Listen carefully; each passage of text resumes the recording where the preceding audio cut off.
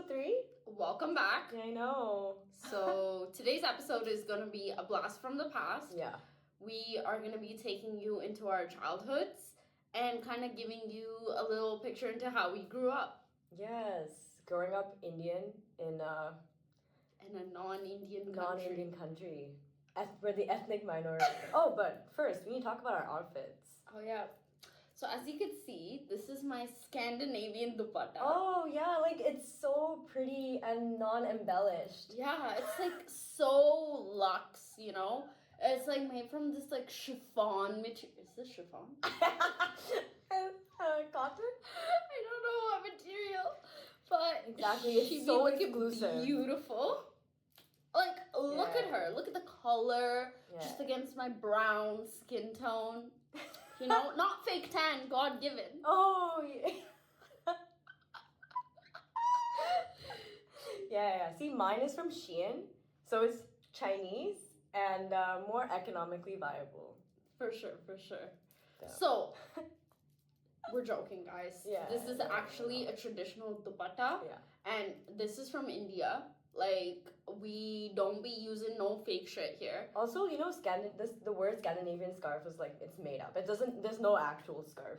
That's called. I don't understand why brands, like, every year around Coachella, they just start appropriating South Asian culture. Like, we're disgusting to you the rest of the year, but suddenly Coachella comes around and you were, like, super... Yeah, because they're thinking, oh, it's, like, festival vibes with jewels and, like... Our culture is not something that is a joke or a trend. Just because you want to wear something colorful doesn't mean you just, like, take everything from the Indian wardrobe. Like, it doesn't make any sense. Like, I'm proud of our culture, and I'm proud to be Indian. Like, growing up, it wasn't easy to be Indian. Bro. Such a struggle. No. I feel like we, as like, I would say byproducts of immigrant parents. Are your parents first generation immigrants? I've got to ask you. My mom's family lived in Indonesia. Okay, so so Tanzania, then I guess. And then my dad's family lived in Malaysia. Okay, so second generation. I think second gen. Yeah. Whoa! I never thought about that. Yeah. So, in that sense, my parents are first generation. Like, they were the first ones to leave out of their families. Yeah. But I guess that really also shapes the way you grow up, right? Yeah. Like, I don't know, like, I'm truly grateful knowing that my parents moved abroad. Like, my dad started from nothing. Like, he grew up with a single mother. So I feel like moving out of India was such a huge opportunity for them. For sure. Especially him, because he grew up from like nothing. And hearing the stories he's told me and like the way he had to sacrifice a lot, especially being the youngest of 3, not getting the opportunities. He didn't even really get the opportunity to go to university until like somehow he managed to save up and go by himself. Yeah, like that's such a big feat. I feel like no one talks about leaving on your own and like having to just like figure out like fend life for yourself and like provide for the family back home. Like that's a lot of burden to have. Can you imagine somebody our age back then doing all this? I'm truly grateful to have Indian parents who are understanding and they listen, because I know a lot of brown girls out there. No, they have it rough. They have it rough. Like they could not talk to their dad the way like I per se would talk to my dad. I feel like strict parenting only goes so far, you know, to say the least. There needs to be a balance. There cannot be like such 2 extremes of things, because that doesn't work. I think in any culture that shouldn't work. For real. But we know some cultures, no. No, babe. What would you say are like character traits that your parents exhibit that you kind of also exhibit, or like you take from, like good things? I think good things. You have to, I would say both my parents are they're very committed to what they do. They're not fickle. They don't just jump around different things, or like, I guess, look for the best option. They're very like, oh, if you find something stable and you're content, and just be grateful for what you have, and then just like live life as it goes, not living life like in the future. For sure. And I feel like because of the way they like raised you with determination and dedication. I Yeah. feel like that brings on to the way you are at university. Yeah, I see you exactly. working so hard, especially in the lab. But yeah, one thing in the lab though, I don't Yeah. get is sunlight, so I guess no one can bully me about my skin color. Getting darker. Yeah. colorism is really a big issue in It's India. so bad. It's so bro. big. Honestly, like growing up South Indian, I feel like we always get the short end of the stick, even though, like, to say me and Hannah are somewhat fairer than the average South Indian. Yeah. But, like, I swear to God, I used to get comments from all the aunties ever. Yeah. Especially the North Indian aunties. They'd be like, oh, you're lucky you're somewhat fair for a South Indian. Like, I'm like, that's really not a compliment. Yeah. How do they process that that Like, was like That's the best not thing to okay. say? I guess growing up, like, tell me about like what did you do? What did you like your hobbies, interests? Like, how was it like for you? I think so. I was an only child, so I didn't have anyone to play with, like in the home. So if I were to find someone to play with, I would have to go searching. But then being an introvert, you don't go searching. So who was I? I mean, I remember in kindergarten, I would just like hang out. Oh my God, kindergarten. Kindergarten. Kindergarten. I was the only brown kid. I think everyone else was like Chinese or Malaysian, and then there was me. So I remember people would talk about like my hair and stuff. Huh? Yeah. How different it is. Yeah. I feel like it was the same for me. I feel like when I was in elementary school, middle school, I grew up in a predominantly black community. Like, I was one of 3 Indian kids in my class, and that was tough. Like, I got bullied so much. Yeah. Like, all the names. Yeah. Curry muncher. Oh, go back to where you came from. You're Yeah. brown. Like, you smell bad. Like, yeah.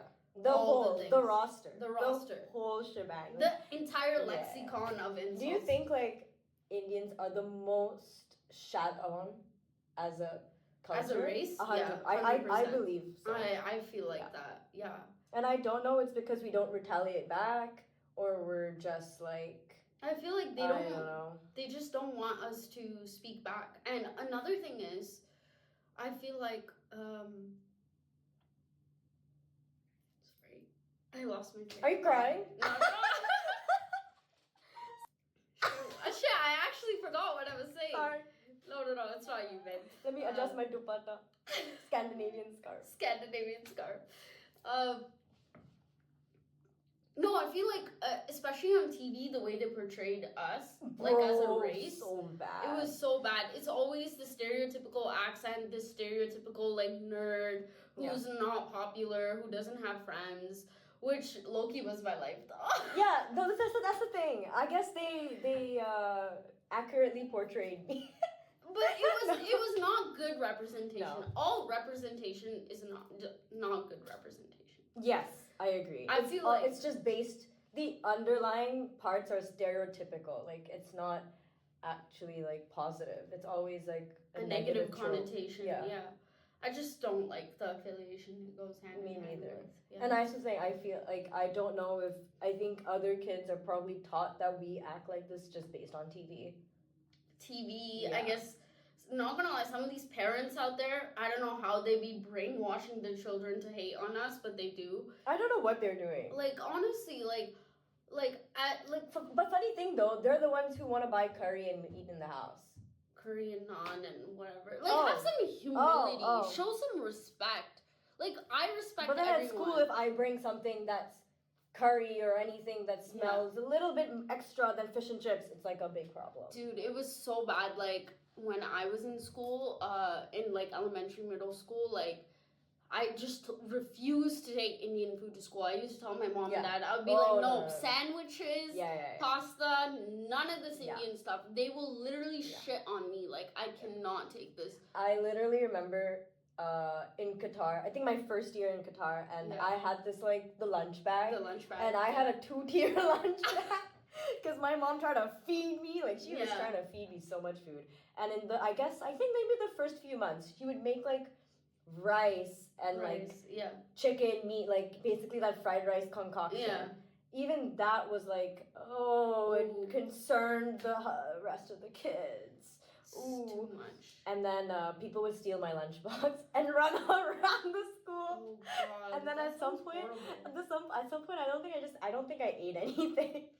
No, honestly, same. Like, my lunch would be, like, so bad that I wouldn't eat my lunch because I was too embarrassed. Or I'd throw in the bin. I'd actually throw in the bin. And I would go home and you would see me eating dinner, like, crazy. And I'd just be like...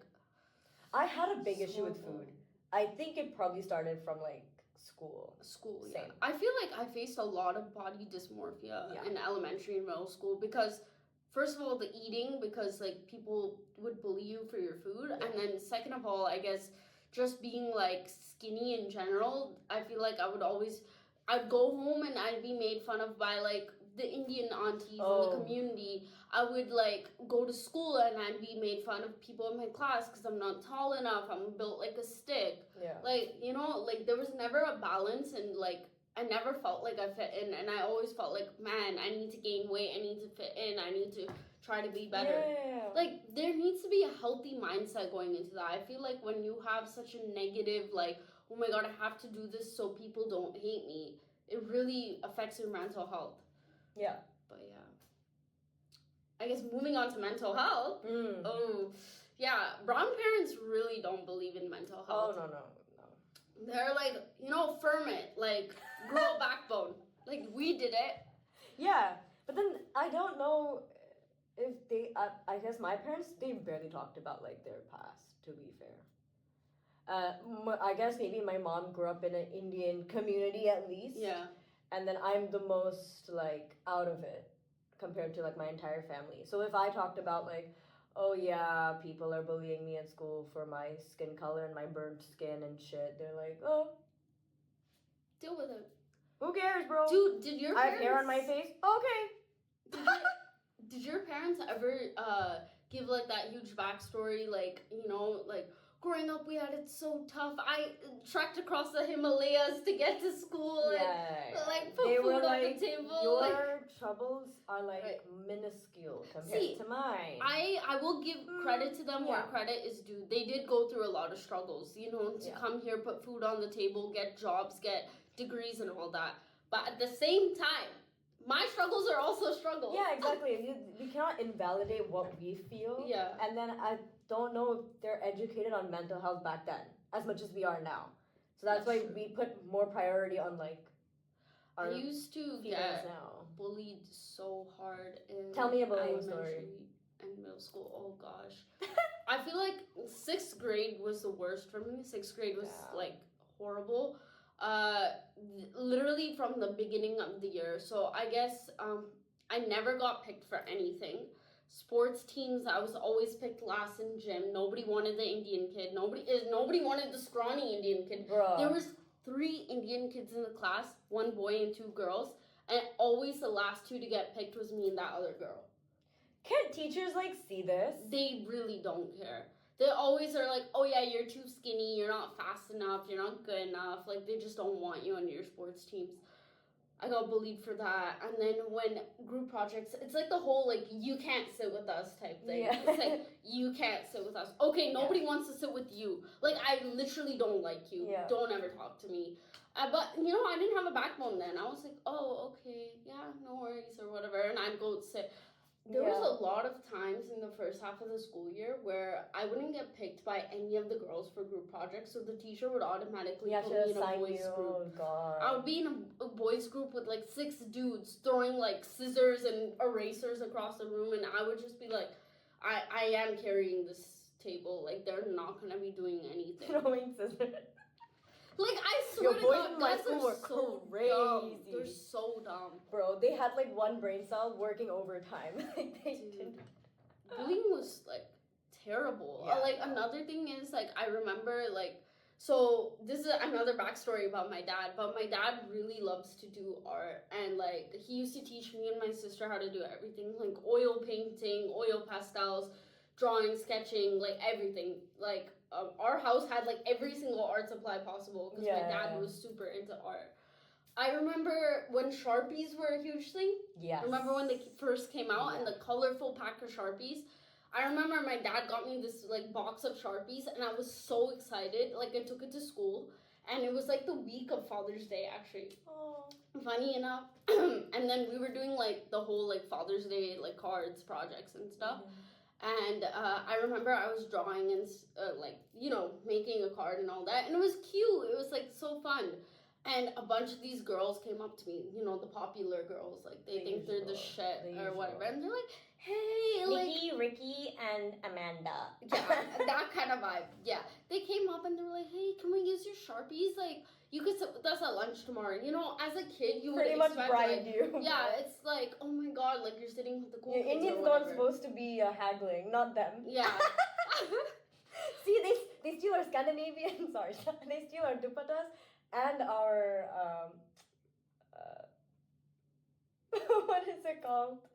Everything. They steal everything. Yeah. But our strategies. I was like, yeah. No.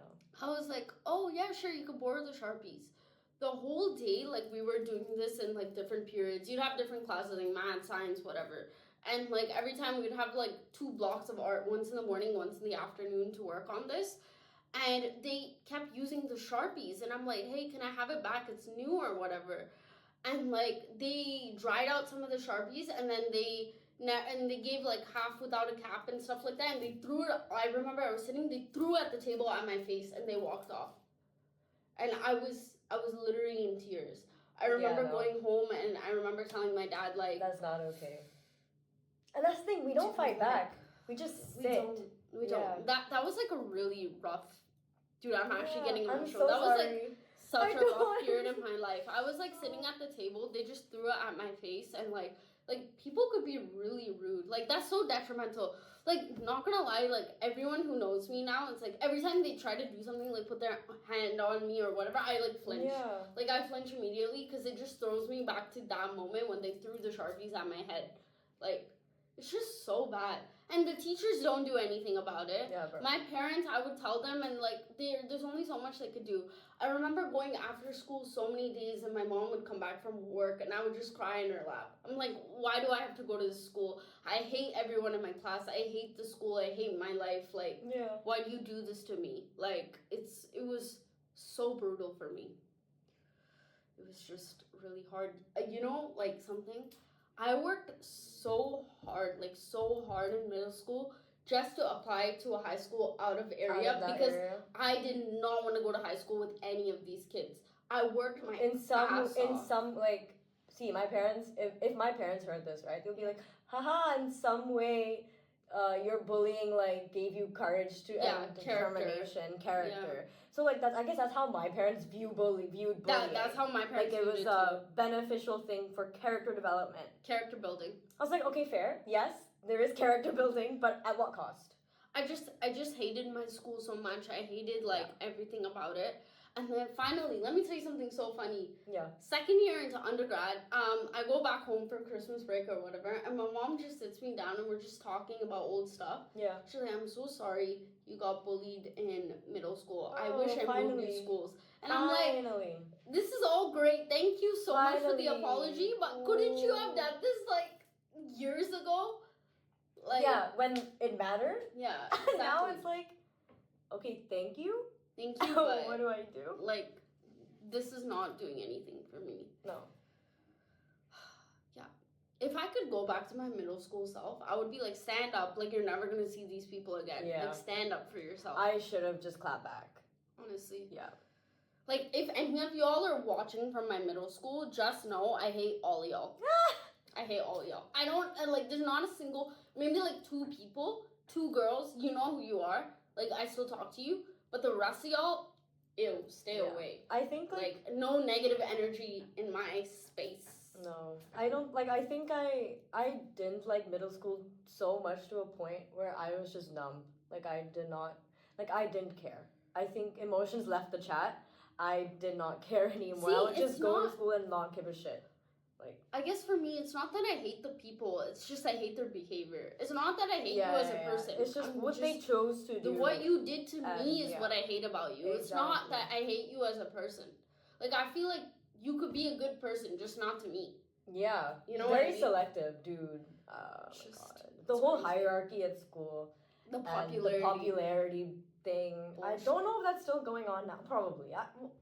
why would that not be the case? Why would that not be the case? I don't care if internet has shaped things and made things easier for people. No. Dude, no. Yeah, trauma. Yeah. But anyways. I remember, like, I guess, okay, in Malaysia, so I guess back in Malaysia, the popularity hierarchy was like, oh, if you're like the student who supervises the classes, like the monitor, what is the monitor of the class? Hall monitor? Hall monitor, or class rep? there's another, it's all of those, like that kind of position. So I guess she and her popular friends were all in that position in school. And like they had no job though. They were literally jobless. Like there was nothing. It was just like, oh, people just called them the hall monitor. And I found out like later on that they stole one of my homework books, and the teacher couldn't find my homework book, and I was like, I gave it to you. And then the teacher beat me. Like over there, they beat children. Oh, so God. they beat me in front of the class. And then I just went and sat back down, and I was like, I swear I gave this book, like, what's going on? And then magically it pops up. It was just rough. I guess the public school system there was not great. And I was just numb to everything at one point. I mean, my parents beat me, so I was like, okay, fine, whatever. It did, like, see, because I didn't know anything else. Like, I didn't know anything different. I just, like, lived life. It didn't really, like, matter. Live, laugh, love. Her name means Grace, my name means Calm. We don't live up to either of them. Yeah. Combined together, we're BatShtCrazy. Crazy. Exactly. So I truly believe that was just like because of our upbringing. Yeah. There's no internal anything. So I guess your mom was right. Auntie was right. Yeah. Like it's character building. I think for a whole 2 years I did not clap back, and then the third year I found out I was leaving forever. Like I was moving to Qatar, and I was like, this is my chance. I'm never gonna see people again. This is my chance to ruin them. This girl, her shoes were like always new and white and everything, and she really cared about them. And I was like, what can I destroy that's like she cares about? And we had a library where you take off your shoes to walk into this library, and it happens once a week. Like we go to library time. We have library time once a week, and I asked the teacher, can I leave to the bathroom? Oh gosh. And I go to the bathroom, and I actually go to the bathroom. Okay. When I come back, maybe I think I don't remember what my thought process was, but I think on the way I was like, do I do it? Do I not do it? Like, I was just nervous. And then I ended up just doing it. So I took her white shoes and I threw it in that sewer. Oh, area. God. Crazy. And then I just carried on life. I went back into the library room, acted like nothing happened. Was there CCTV cameras? We were broke, bitch. There was no camera. There was nothing in the school. The school was like an outdoor school. Okay. Yeah. Okay. So that happened. I'm trying to picture this because where I come from, it's freezing outside for most of the year. Yeah, so this is like hot and like all of us are like basically sweating. Yeah. So maybe if they were like, ew, you stink, maybe it was true. Maybe it wasn't racist. I don't know. Yeah, I'm just gaslighting myself. But I don't know how someone found out. Or I think they just like blamed it on me. As usual. Like they blamed everything. They blamed it on me. And because I was just like so scared, I had to be like, yeah, it was me, bitch. Did you actually say that? Yeah. And then dude, you should have been like, nah, it's not me. I'm a good for some reason I take revenge, but I don't know how to lie. So there was a disconnect. And I was just so scared that I would get caught eventually. Dude, the karma's that so I was real. like, it's oh, crazy. okay, it was me. And then they beat me, and then I had to leave school early. And my mom was like, what happened? And my brown friend didn't defend me. Oh yeah, brown friend knew what was going on. Oh, she's fake. A brown friend knew what was going on. Nah. She supported my decision because she was also getting bullied by this group of girls. Oh, but when it came to taking the punishment, it was me. And then ever since then, I was like, you're not my friend. Yeah. No one's my friend. Girl, I'm in if my you're watching era. this, you have an op. It's me. Yeah. And she told like my mom that Hannah got in trouble. So she even snitched on me. My mom doesn't know, I guess, what happened really, but she still snitched on me. She is not it. She's not it. Girl, if you're watching this, just know your biggest op, it may be Hannah, but your second biggest op is her. It's me. Like, all of Hannah's ops are my ops. Yeah. Times 2.